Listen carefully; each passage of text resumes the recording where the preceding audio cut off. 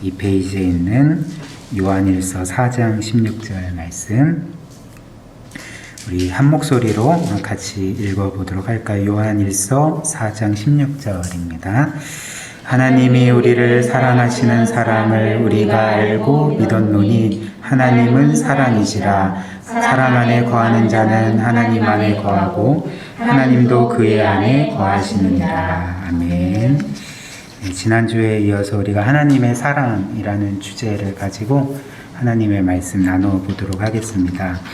지난주 내용을 우리가 잠시 요약을 해보면 이와 같습니다. 우리가 로마서 5장 5절 말씀을 중심으로 성령께서 하나님의 사랑을 우리에게 어떻게 깨닫게 하시고 적용케 하시고 경험하게 하시는지를 함께 살펴보았죠.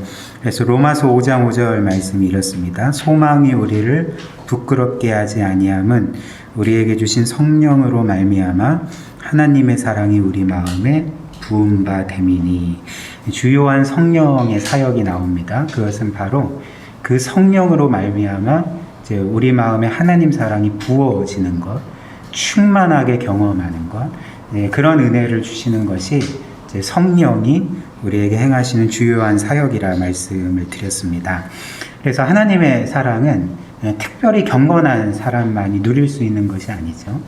어떤 거룩한 사람만이 하나님의 사랑을 경험하는 것이 아니라 예수 그리스도를 믿고 거듭나고 이제 구원을 받아서 그 마음의 성령을 모신 모든 자는 그 성령으로 말미암아 하나님 사랑이 쏟아지는 것을 이제 얼마든지 경험할 수 있다라고 우리가 지난주에 말씀을 통해 배웠습니다.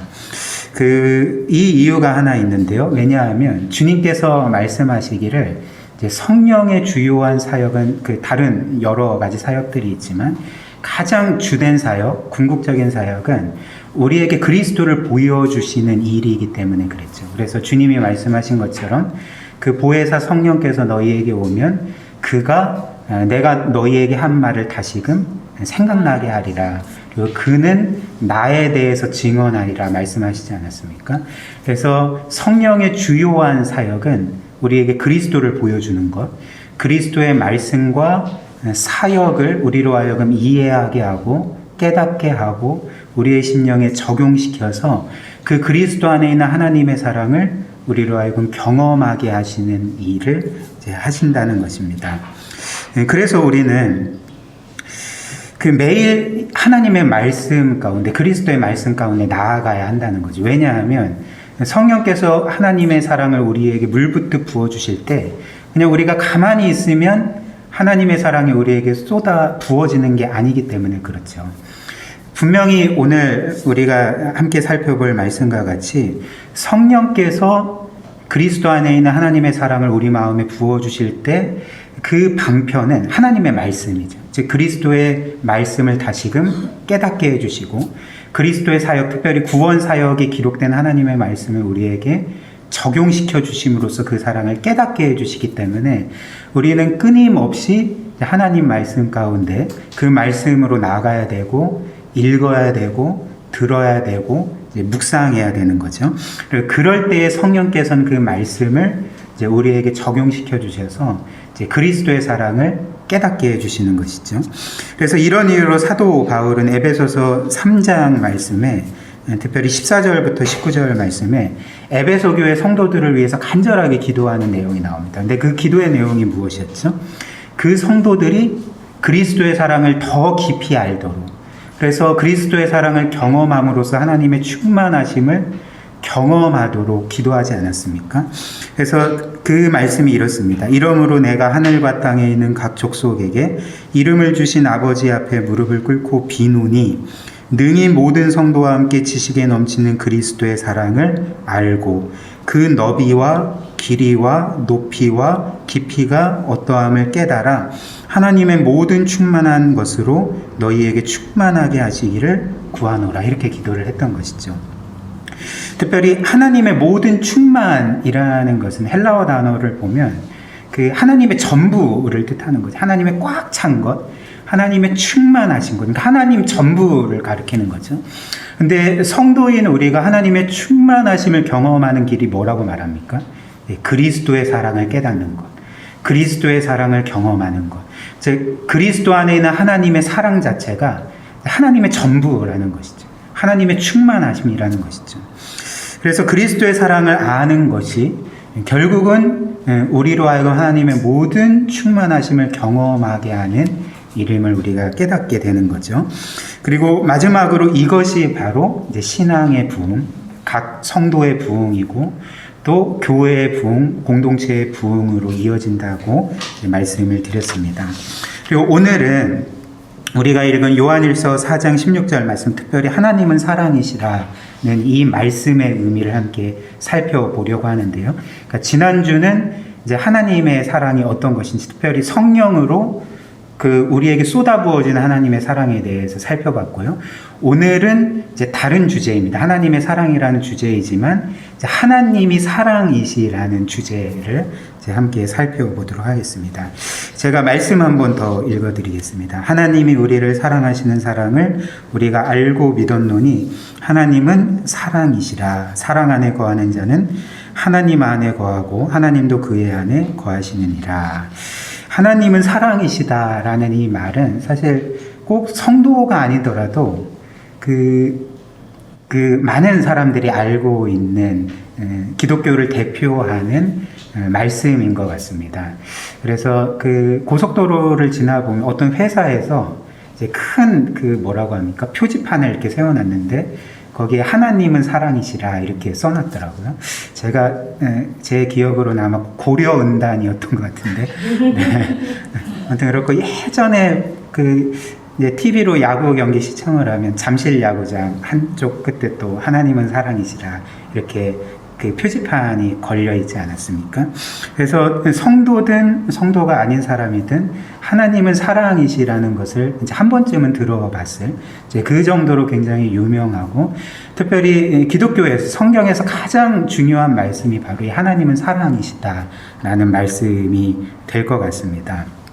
그런데 우리가 이 하나님은 사랑이시다라는 말씀을 잘못 오해하면 이 말씀을 단지 하나님은 사랑이 많으신 분이야, 혹은 하나님은 사랑을 하시는 분이지 정도로만 이해할 수가 있습니다. 그러나 물론 하나님이 사랑하시고 사랑이 많으시다는 뜻도 되지만, 그러나 이 말씀은 사실 하나님 자체가 사랑이심을 보여주는 말씀인 것이죠.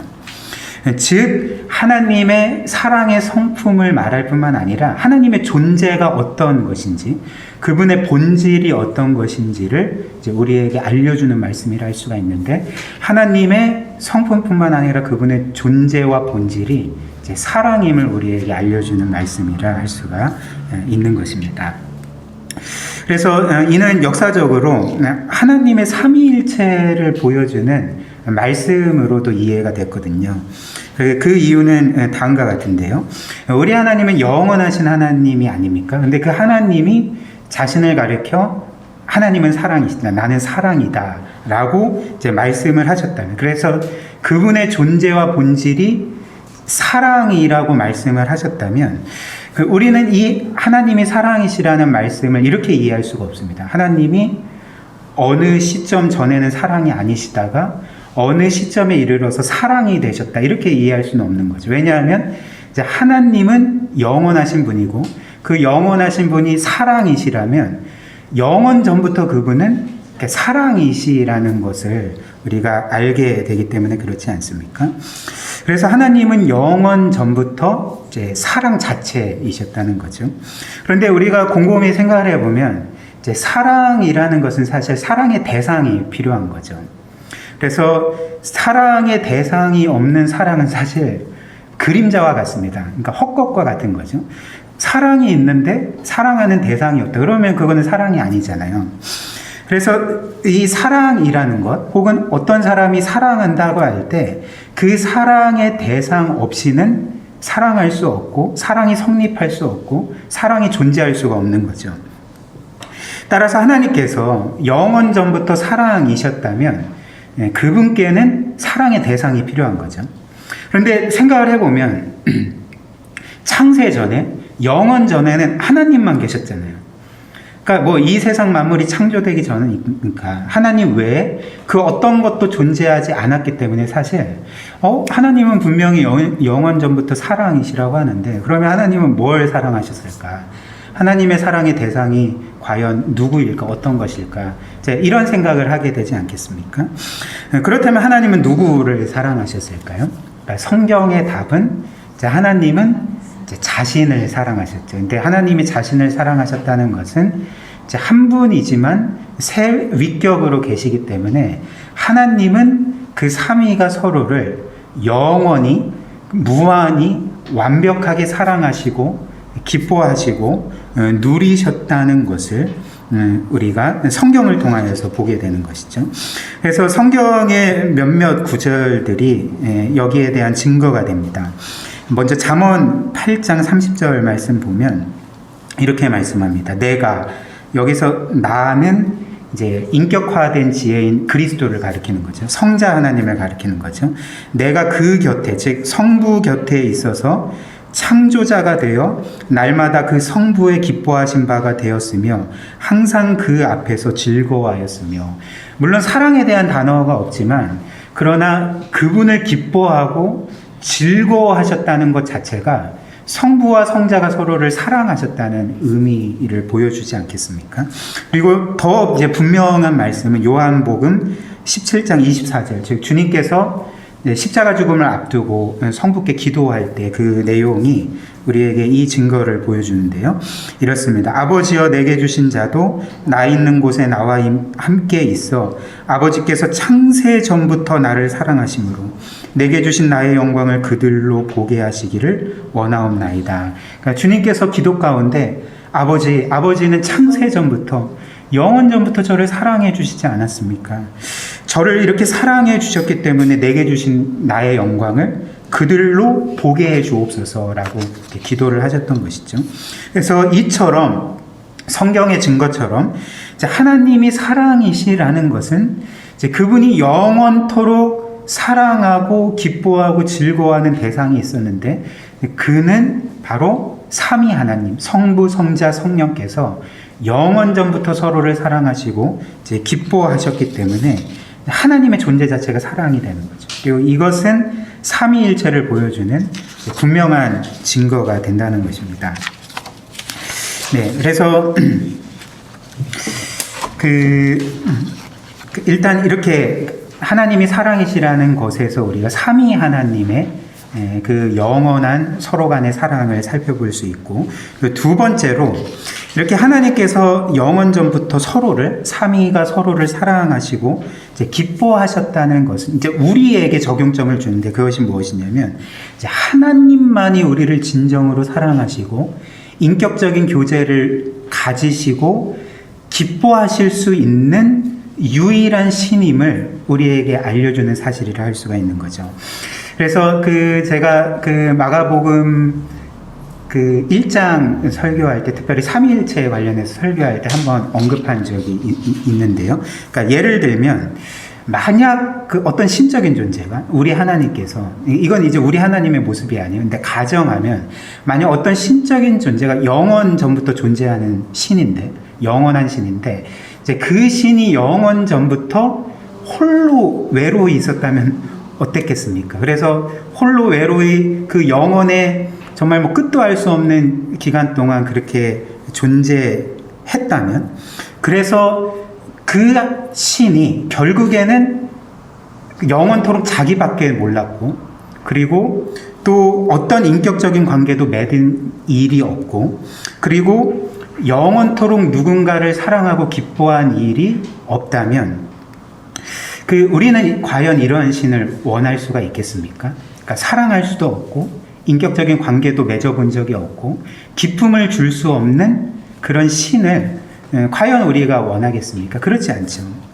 그러나 하나님은 결코 그런 분이 아니시죠. 왜냐하면 하나님은 영원 전부터 한 분이시지만 삼위 가운데 서로를 사랑하셨기 때문에, 인격적인 관계를 맺고 서로를 기뻐하셨기 때문에, 그리고 단 한 번도 서로 관계가 나쁜 적이 한 번도 없고 영원토록 헌신적으로 서로를 높이고 찬양하고 기뻐하셨기 때문에 바로 이런 하나님이 우리 하나님이시기 때문에 인생을 사랑하실 수 있고 인격적인 관계를 맺으실 수 있고 우리를 기뻐하신다 말씀하실 수 있고 심지어 이런 인격적인 관계 가운데 사랑하고 기뻐하는 하나님이기 때문에 심지어 우리를 섬기시고 우리를 위해 희생하기까지 하실 수 있는 하나님이심을 우리가 깨닫게 되는 거죠.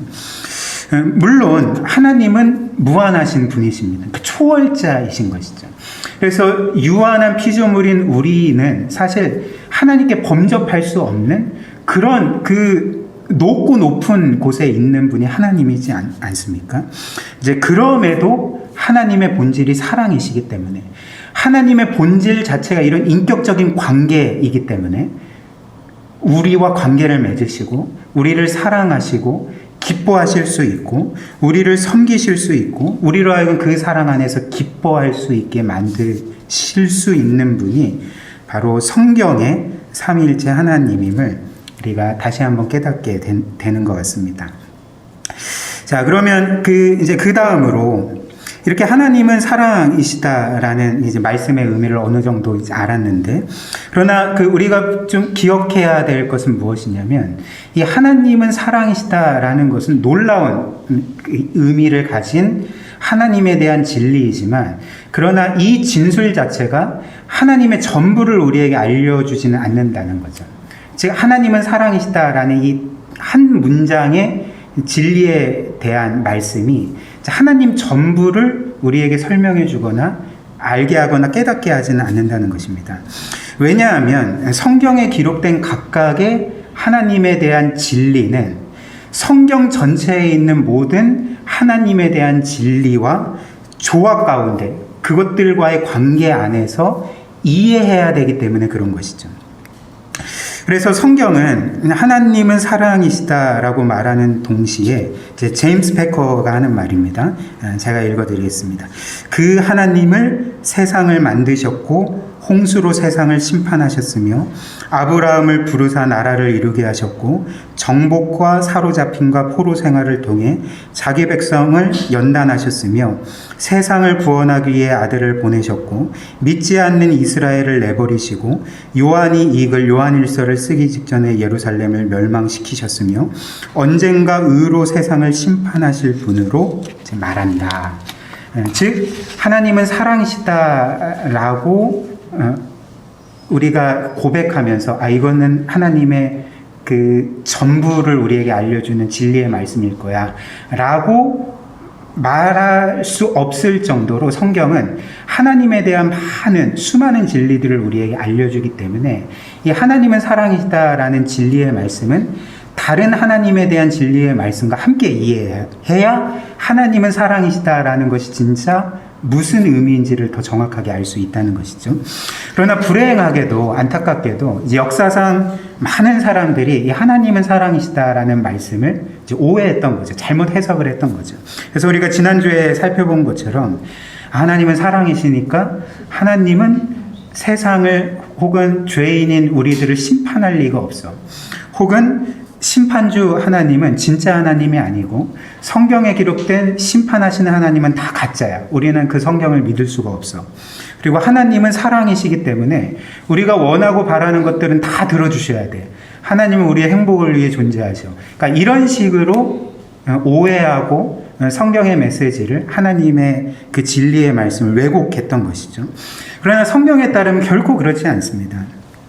성경에 따르면 하나님은 분명히 사랑의 하나님이실 뿐만 아니라 그분은 방금 전에 제임스 패커가 말한 것처럼 이제 거룩한 하나님이고 의로운 하나님이고 또 심판주 하나님이시기 때문에 그렇죠. 그래서 이를 더 잘 이해하기 위해서 우리는 이제 본격적으로 이 책의 내용으로 들어가는데요. 이 하나님은 사랑이시다라는 이 진술과 이 진리의 말씀과 동일한 물법으로 진술된 다른 두 개의 하나님에 대한 진리와 함께 이해할 필요가 있다는 거죠. 그 두 가지 하나님에 대한 진리가 뭐냐면 하나님은 영이시다라는 말씀과 하나님은 빛이시다라는 말씀입니다. 그래서 똑같은 문법이잖아요. 그 영어로 하면 이제 God is love잖아요. 그러니까 A is B잖아요. 그러니까 God is spirit, God is light. 그래서 그 A is B는 사실 A는 B다. 그러니까 B가 이제 명사로 나오게 되면 이게 존재론적인 진술이잖아요. 그래서 이 두 가지 하나님은 영이시다, 하나님은 빛이시다의 빛을 통해서 하나님의 사랑, 하나님은 사랑이시다라는 말씀을 이해해야 정확히 이해할 수 있다, 이런 말입니다. 그래서 이제 그 첫 번째로 하나님은 영이시다라는 말씀을 살펴보겠고요. 두 번째는 하나님은 빛이시다라는 말씀을 살펴보도록 하겠습니다. 그 첫 번째로 하나님은 영이시다라는 말씀인데요. 이 말씀은 예수님께서 사마리아 여인에게 하신 말씀이죠. 특별히 사마리아 여인이 예수님께 이렇게 질문합니다. 예수님, 유대인들은 꼭 예루살렘에서 예배드려야지 진정한 예배라고 하는데 그게 맞습니까? 우리 조상들은 이 산, 즉 그리심산에서 예배드렸는데 여기서 예배드리면 안 되나요? 라고 이제 질문했을 때에 이제 주님께서 이렇게 말씀하시죠. 요한복음 4장 21절부터 24절인데요. 제가 읽어드리겠습니다. 예수께서 이르시되 여자여 내 말을 믿으라. 이 산에서도 말고, 즉 그리심산이죠. 예루살렘에서도 말고 너희가 아버지께 예배할 때가 이르리라. 아버지께 참되게 예배하는 자들은 영과 진리로 예배할 때가 오나니 곧 이때라. 아버지께서는 자기에게 이렇게 예배하는 자들을 찾으시느니라. 하나님은 영이시니 예배하는 자가 영과 진리로 예배할지니라. 그러니까 이 말씀이 무슨 의미겠습니까?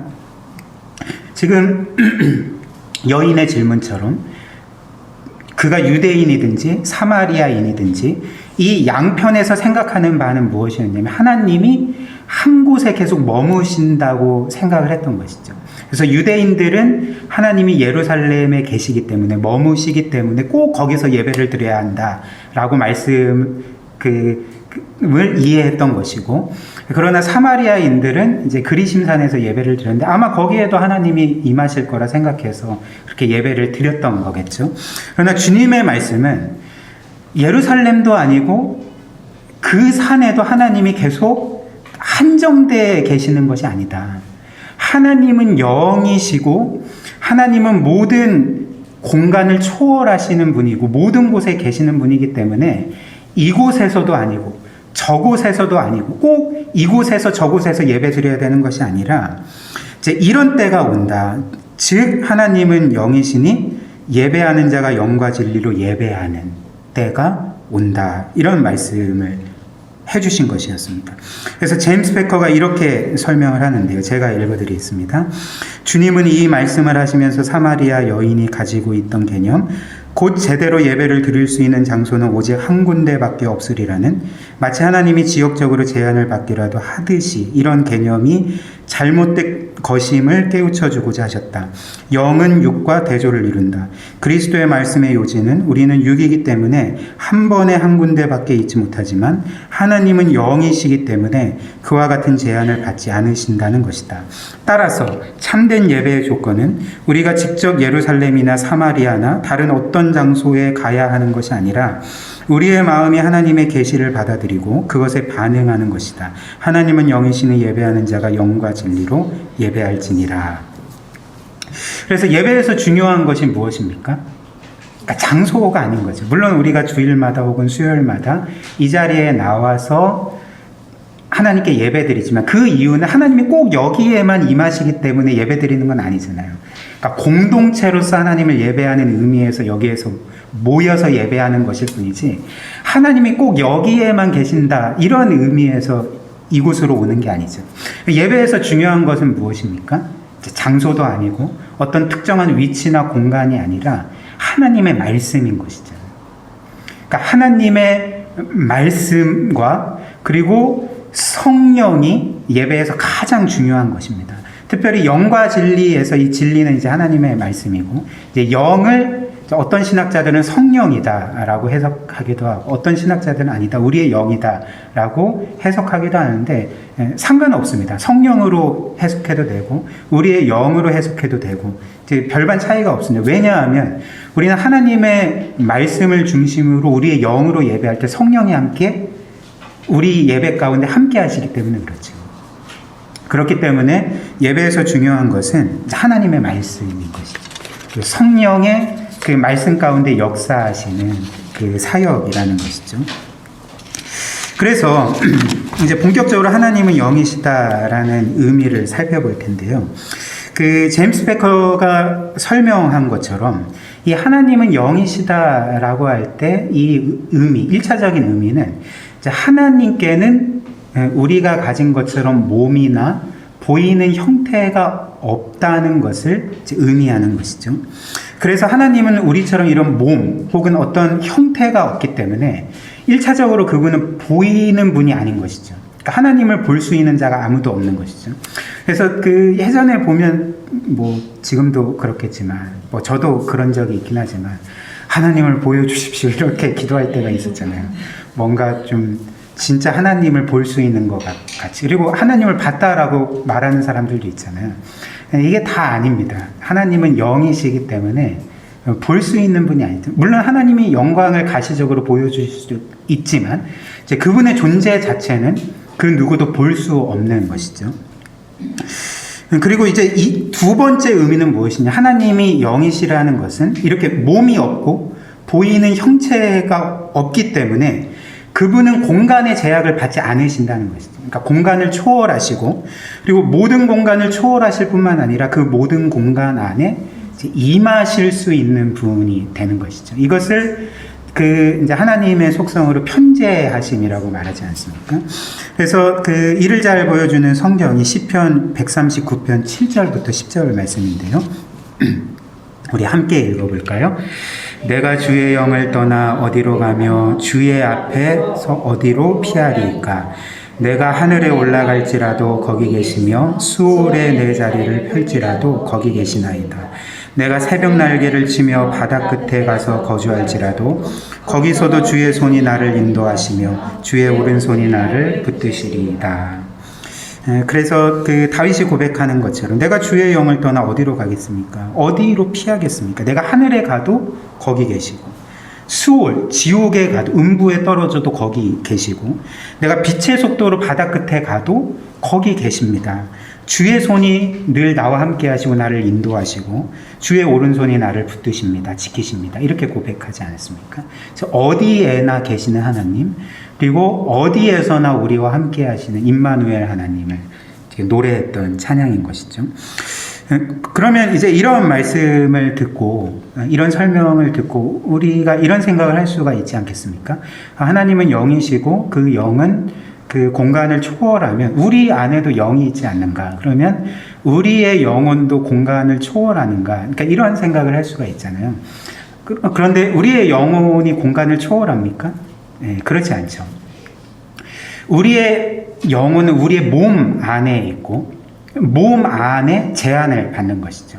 왜냐하면 우리의 영은 몸이 아니고 그리고 그 어떤 면에서는 그 공간적인 제약을 상대적으로 덜 받지만 몸보다요.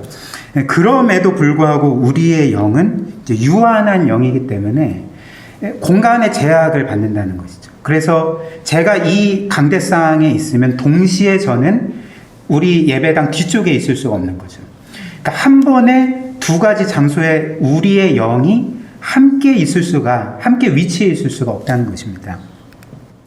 그러나 하나님은 어떠십니까? 하나님은 영이심과 동시에 그분은 이제 무한한 영이시죠. 제한이 없으신 영이시죠. 그래서 말씀드린 것처럼 모든 공간을 초월하시는 동시에 모든 공간 안에 임하시고 더 정확히 말하면 이제 모든 공간이 하나님 아래에 있는 것이죠. 왜냐하면 하나님이 이 세상 만물보다 더 크시니까. 그래서 하나님 안에 이 세상이 있고 우리가 있고 모든 것이 하나님 아래, 하나님의 통치 아래, 영향력 아래에 있다는 것입니다. 이것이 바로 하나님이 영이시라는 이제 한 가지 의미고요. 그리고 또 한 가지 의미는 그 이제 세 번째 문단 보시면 그 한편 하나님은 영이시다라는 것은 이제 하나님에게는 구성 요소가 없으시다는 것. 하나님은 구성 요소로 이루어진 분이 아니라는 것을 의미합니다. 이게 뭔 말인가 싶죠. 이거를 그 신학적으로 하나님의 단순성이라 말하는데요. 한번 들어보셨죠? 그래서 이거를 설명할까 설명하지 말까 하다가 그래도 설명하는 게 좋겠다 해서 설명을 하기로 했습니다. 근데 이해가 안 된다 할지라도 뭐 어쩔 수가 없어요. 어려운 교례이고 또 하나님의 신비이기 때문에 저도 뭐 완벽하게 이해하는 것은 아닙니다. 그렇다면 이 하나님은 영이시다라는 것을 역사적으로 신학자들은 왜 그 하나님은 구성 요소로 이루어진 분이 아니다, 하나님에게는 구성 요소가 없다라고 이렇게 진술을 했을까, 설명을 했을까? 이거를 이제 하나님의 단순성 혹은 단일성이라 불렀다고 말씀을 드렸는데요. 한번 생각을 해보십시오. 이 세상에 이제 물질적인 모든 것은 구성 요소를 가지고 있습니다. 그래서 예를 들면 여러분이 앉아 있는 의자가 있지 않습니까?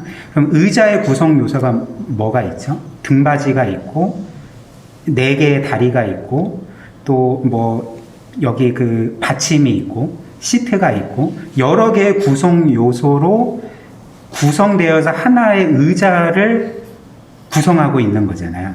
그러니까 이런 식으로 이 세상의 물질적인 모든 것들은 구성 요소가 있거든요. 그리고 사실 뭐 이런 의자나 혹은 이 강대상이나 그리고 더 복잡하게는 뭐 이런 스마트폰이나 이런 구성 요소가 있지만 구성 요소 하나하나에도 또 다른 구성 요소가 있잖아요.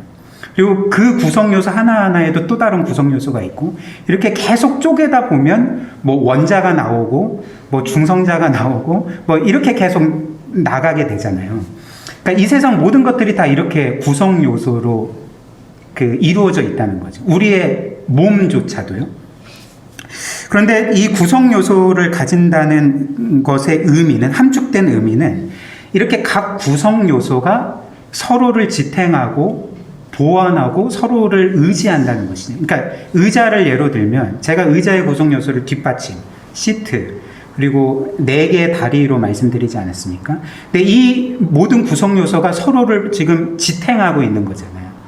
보완하고 있는 거잖아요. 그 중에 다리 하나를 빼버리면 어떻게 되겠습니까? 그냥 쓰러지고 우리는 넘어지겠죠. 그러니까 이렇게 구성 요소로 이루어져 있다는 것 자체가 그 구성 요소 각각이 서로 지탱하고 의지하고 보완하는 관계일 뿐만 아니라 이제 그것 자체가 불완전성을 함축한다는 것을 보여준다는 거죠. 왜냐하면 어떤 한 구성 요소가 없으면 다른 게 제대로 작동하지가 않으니까. 온전한 기능을 하지 않기 때문에 이 세상의 모든 구성 요소를 가진 것들은 이런 불완전성을 함축하고 있는 것입니다. 여기까지 들으시면서 무슨 얘기를 하려고 아마 이렇게 생각하실 수가 있겠는데, 그런데 제가 이제 말씀드리고자 하는 것은 이제 영은 이런 것이 없다는 거죠. 생각을 해보십시오. 영은 이런 물질이 아니잖아요. 몸이 아니잖아요. 보이는 것도 아니잖아요. 영에 무슨 구성 요소가 있겠습니까? 그러니까 영이라는 것은 영적인 특성에 주요한 것은, 그러니까 단순한 것, 단일한 것, 이게 이제 영적인 특성이라는 것이죠. 그런데 이제 하나님께서 영이시라는 것은 이렇게 하나님 안에 어떤 구성 요소도 없다는 것, 하나님이 구성 요소로 이루어진 분이 아니라는 것을 의미한다는 것입니다. 그래서 역사적으로 이것을 하나님의 단순성이라고 불렀다는 것이죠. 근데 이게 왜 중요하냐면, 이제 이어서 설명을 드리면, 이렇게 하나님 안에는 어떤 구성 요소도 없이 그분은 단일하고 단순한 존재이기 때문에 우리가 계속 이 하나님을 아는 지식에서 하나님의 속성을 배우고 있잖아요. 하나님의 속성이 뭐가 있습니까? 하나님의 사랑, 공의, 거룩하심, 선하심, 신실하심, 능력, 지혜, 영원하심, 또 등등의 것들이 있지 않습니까? 근데 우리는 자칫 오해하면 이런 하나님의 속성이 마치 하나님의 구성 요소인 것처럼 생각할 수가 있다는 것이죠. 그러나 그렇지 않고 이 모든 속성이 구분은 되나 하나님 안에서 하나라는 것이죠. 그것이 바로 하나님은 사랑이시다라는 말씀의 그 의미가 되는 것입니다.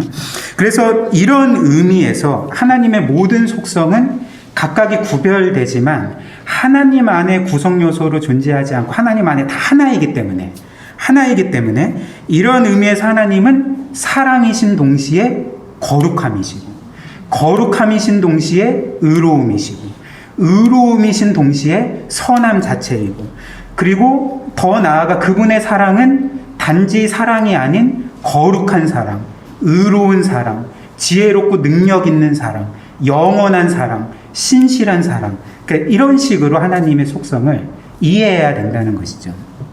예를 들면 그 햇빛이 있지 않습니까? 그 뭐 햇빛을 우리가 계속 뚫어져라 눈으로 볼 수 없잖아요. 왜냐하면 실명할 가능성이 있기 때문에. 그러나 우리가 햇빛을 보면 햇빛은 그냥 단순하잖아요. 구성 요소로 이루어진 게 아니잖아요. 얼핏 보기에는. 저도 뭐 잘은 모르겠지만 뭐 과학을 전공하지 않았기 때문에. 물론 제가 얼핏 들어서 빛에도 입자가 있다고는 들었던 것 같아요. 그런데 일단은 그냥 빛에는 구성 요소가 없다 치고 없다 치고 그 빛은 이렇게 단일하잖아요. 단순하잖아요. 그런데 그 빛을 프리즘을 통과시켜 보십시오. 그럼 어떻게 됩니까? 빛은 하나였는데 프리즘을 통과하니까 빨주, 노초, 파남보 이렇게 7색깔로 분광되는 거죠. 그러면 빛은 분명히 단순했는데 단일했는데 이 7가지 이 색깔이 어디에 들어있었던 건가? 그러니까 이것을 뭐 불완전한 예이지만 하나님의 단순성 그리고 거기에 입각한 속성을 이해하는 하나의 비유로 들 수가 있다는 것이죠.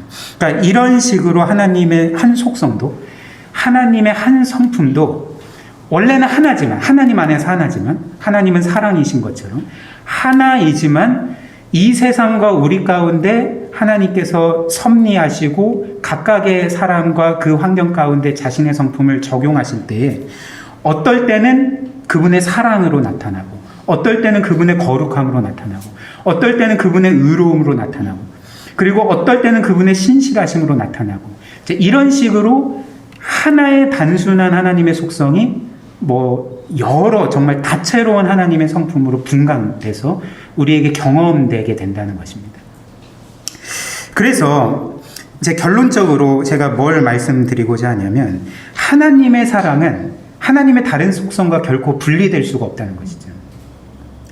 하나님의 다른 속성과 분리된 채 결코 나타나지 않고 우리에게 적용되지 않는다는 것이죠.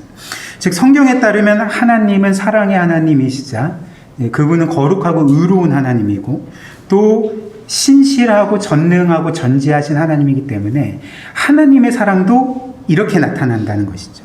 거룩한 사랑으로 의로운 사랑으로 신실한 사랑으로 지혜롭고 권능 있는 사랑으로 우리에게 나타나고 적용된다는 것입니다. 이것이 바로 이제 하나님의 단순성이 의미하는 바고요. 그래서 이를 잘 보여주는 것이 이제 우리가 이제 두 번째로 살펴볼 하나님은 빛이시다라는 주님의 말씀인 것이죠. 말씀드렸듯이 이것은 주님께서 제자들에게 하신 말씀이거든요. 그러니까 요한일서 1장 5절 6절 말씀 보면 사도 요한이 이렇게 말합니다. 우리가 그에게서 듣고, 그는 예수님이잖아요. 우리가 예수님에게서 듣고 너희에게 전하는 소식은 이것이니 곧 하나님은 빛이시라. 그에게는 어둠이 조금도 없으시다는 것이니라. 만일 우리가 하나님과 사귐이 있다 하고 어둠에 행하면 거짓말을 하고 진리를 행하지 아니함이거니와. 그러니까 주님이 지금 말씀하신 바가 뭐냐면 사마리아 여인에게는 하나님은 사랑이시다. 그리고 제자들에게는 하나님은 빛이시다. 이렇게 말씀한 거예요. 그럼 둘 중에 뭐가 맞습니까? 그러니까 지금 주님의 말씀은 A is B라고 말씀하시면서 동시에 A is C라고 말씀하신 거죠. 그러면 B가 맞아, C가 맞아. 지금 혼동이 오잖아요. 그런데 하나님은 B도 맞고 C도 맞고, 즉 사랑이신 동시에 빛이신 거죠. 특별히 여기에서 빛이라는 것은 뭐 환하게 비추는 그런 빛, 뭐 진리의 빛도 뜻하겠지만 지금 어둠과 대비되고 있잖아요. 그러니까 도덕적인 악과 대비되고 있잖아요. 그러니까 그분의 거룩하심을 뜻하는 거죠. 그분의 그 완전한 의로우심을 이제 빛이라고 표현했는데, 즉 예수님의 말씀은 하나님은 완전한 사랑이실 뿐만 아니라 그분은 완전한 거룩함이자 의로움이자 공의이시란다라고 제자들에게 말씀하셨던 것이죠. 그래서 이제 제임스 베커가 이렇게 말을 하는데요. 이제 밑에서 두 번째 문단입니다. 따라서 그분의 사랑이 도덕적 기준이나 관심과는 분리되어 있고 제멋대로 하게 놓아두는 인정만은 너그러움이라는 감상적인 생각은 처음부터 배제되어야 한다. 하나님의 사랑은 거룩한 사랑이다. 그리고 이어서 이렇게 말합니다. 따라서 예수님이 알려주신 하나님의 도덕적 예수님이 알려주신 하나님은 도덕적 특질들에 관심이 없는 분이 아니라 의를 사랑하고 불의를 미워하는 분이며 자녀들에 대해 하늘에 계신 너희 아버지의 온전하신 거룩하신과 같이 너희도 온전하라 거룩하라 이것을 이상으로 삼으시는 분이다. 하나님은 아무리 정통적인 지식을 가졌다 해도 거룩한 삶을 추구하지 않는 사람과는 사귐을 갖지 않으실 것이다. 사도 요한의 말처럼 그렇다는 것이죠. 그래서 이를 조금만 깊이 생각해 보면 이건 너무나도 당연한 것이지 않습니까? 예를 들면 우리가 어떤 한 사랑이 정말 많은 사람을 생각을 해봅시다. 정말 사랑이 많고 사랑에 있어서 풍성하고 너그러운 한 사람을 생각을 해봅시다. 근데 우리가 그런 사람을 생각할 때 단지 이런 이미지를 생각하진 않잖아요. 즉, 그저 사랑이 많을 뿐 뭔가 부정직하고 그리고 자기와 남들의 죄에 대해서 둔감하고 그리고 그 죄가 무엇이든지 그냥 눈 감아주고 그리고 이렇게 대수롭지 않게 생각하는 사람. 이런 사람이 사랑이 많은 사람을 떠올릴 때 떠올려지십니까? 그렇지 않잖아요. 우리는 사랑이 많은 자 이렇게 떠올릴 때 사랑은 많은데 불의하고 부정직하고 방탕한 자, 그냥 사랑만 많은 자 이런 식으로 생각하진 않는다는 거죠. 그리고 실제로 그런 사람을 우리는 사실 사랑이 많은 자라고 말하지 않을 것입니다. 그러니까 그 사랑은 그렇다면 가짜고 그는 온전한 사람이 아니게 되는 거죠. 그런데 이것을 이제 사람이 아니라 이제 어떤 신적인 존재와 관련해서 생각을 해봅시다. 우리는 제가 앞에서도 질문 드린 것처럼 어떤 신을 원하겠습니까? 단지 그냥 사랑만 많이 있고 그래서 죄인들을 눈 감아주고 그리고 죄인들이 불쌍하다고 죄를 지었는데도 아무 처벌도 하지 않고 그래서 불의한 재판을 하고 뭔가 이해할 수 없는 부당한 재판을 하고 이런 신을 원하겠습니까? 만약 그 신을 원한다면 그리고 정말 그 신이 사랑의 신의 어떤 표본이라면 어떤 원형이라면 그 신이 다스리는 세상은 아마 곧바로 파멸되게 될 것입니다. 엉망진창이 돼버릴 것 아닙니까? 그러나 성경이 말하는 하나님의 사랑은 거룩한 사랑인 것이죠. 의로운 사랑인 것이죠. 세상을 파멸시키는 사랑이 아니라 세상을 온전케 하고 질서를 세우고 세상을 구속하는 사랑이라는 것입니다. 이 사랑이 어떻게 나타났을까요? 특별히 가장 놀랍게 찬란하게 나타난 사건이 바로 십자가 사건이잖아요. 하나님이 이 세상을 구속하실 때 그분의 사랑으로 이 세상을 구속하실 때 그 사랑이 거룩한 사랑이었는데 이 거룩한 사랑이 어떻게 나타났냐면 이 세상의 모든 죄인들의 죄를 그 성부 하나님께 짐을 짊어주셔서 그래서 그분의 죽으심으로 이 세상 모든 죄의 그 값을 치르시고 공의를 세우시는 동시에 그 성자의 죽음을 통하여서 우리를 향한 지극히 큰 무한한 사랑을 보여주신 것이 바로 그 십자가 사랑이지 않았습니까? 그래서 하나님께서 이 세상을 구속하실 때는 단지 어떤 큰 사랑이 아닌 그 거룩한 사랑으로 그 그리스도 안에 나타난 완전한 사랑으로 이 세상을 구속하는 그래서 공의도 세울 뿐만 아니라 하나님의 사랑의 영광도 찬란하게 보여주신 방식으로 우리를 이 세상을 구원하셨다는 거죠. 그리고 마지막으로 하나님의 사랑은 이렇게 거룩하고 의로운 사랑이기 때문에 그리고 정말 참된 사랑이기 때문에 하나님은 우리를 그 사랑으로 대하실 때 우리에게 가장 좋은 것을 주시고자 하는 거죠. 그것이 무엇일까요? 하나님을 닮는 것, 그리스도를 닮는 것, 그분의 말씀에 순종하며 그분과의 그 친밀한 교제 가운데 거하는 것, 그리고 그분의 영광을 드러내는 것, 이것을 주시기 위해서 우리 가운데 섭리하시는데, 이것을 위해 주님은 사랑하는 우리를 훈련시키시고 때로는 우리가 그 길에서 벗어날 때 우리를 징계하시기도 하신다는 것이죠. 그래서 히브리서 12장 6절부터 11절 말씀까지 제가 읽어드리겠습니다. 주께서 그 사랑하시는 자를 징계하시고 그가 받아들이시는 아들마다 채찍질 하심이라. 오직 하나님은 우리의 유익을 위하여 그의 거룩하심에 참여하게 하시느니라. 우리의 유익을 위해 그의 거룩하심에 참여하게 하신대요.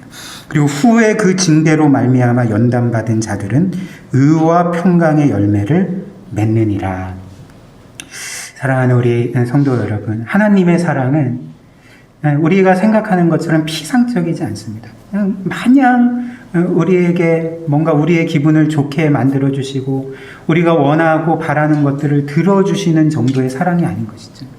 하나님의 사랑은 자녀인 우리에게 가장 좋은 것을 주시는 사랑인 것이죠. 정말 우리가 가장 복되게 되기를 원하고 그 길로 인도하시는 사랑입니다. 그 사랑이 무엇일까요? 우리를 거룩하게 하시고 의롭게 만들어주시고 우리를 하나님의 말씀에 순종하게 하시고 그 순종 가운데 하나님과 영광스러운 교제, 사랑의 교제를 나누게 하시고 그 최고의 것인 하나님의 영광을 위해 살게 만드시는 것이 바로 하나님의 사랑이라는 것이죠.